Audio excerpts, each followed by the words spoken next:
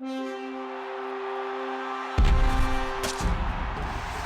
I'm Hub Arkush, Pro Football Weekly publisher and editor, along with senior editor Eric Edholm, as we bring you our weekly game time decision. But this week, as you might guess, we got to go with an in-game decision. The whole world is talking about what happened in Seattle on Monday night. The Seattle Seahawks given a victory they did not earn on the field. Eric, we knew it was coming.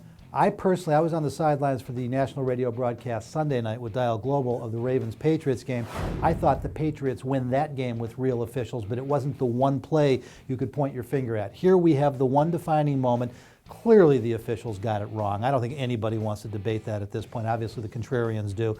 And where do we go from here? The Packers are out a win. The Seahawks were given one, but I think the bigger story is the NFL doesn't appear to be interested in doing much about it. Yeah, they issued a statement on Tuesday to clarify the situation. It was basically, the game is over. The result will not be changed. Here is the rule that they interpreted. It has to do with the simultaneous possession of the ball. They said that Golden Tate, having at one point one hand on the ball, where MD Jennings had both of his hands on the ball, was accrued to be a touchdown for the offensive team. That's the way they read the rule. And what they didn't say was whether the officials called it right on the field. That's one thing that the carefully crafted statement came short of saying. And what's so interesting about it is they did acknowledge in the statement that the simultaneous possession can be overturned. That's true. So in essence, they did support the decision not to overturn it. Now, in these days of replacement officials, we have immediate access to Mike Pereira, Jerry Austin, Jerry Markbright.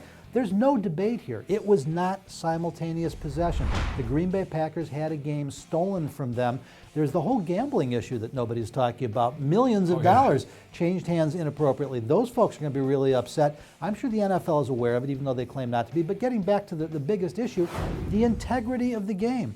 This is what Roger Goodell and the NFL owners are supposed to be so focused on protecting, and here they're destroying it. Yeah, and one small note, too. I mean, obviously we have replacement officials. What we don't have is a replacement replay official. This is an NFL-paid employee, a full-time guy, a regular guy. So the fault is there on them.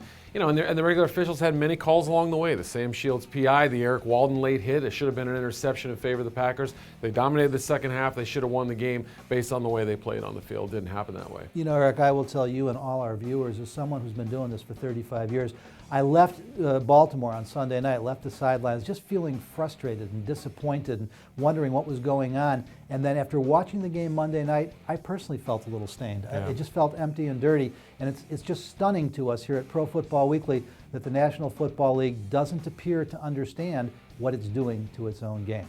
That'll do it for this edition of Game Time Decision. For all the best in news and analysis 24 hours a day, 7 days a week, stay right where you are at ProFootballWeekly.com.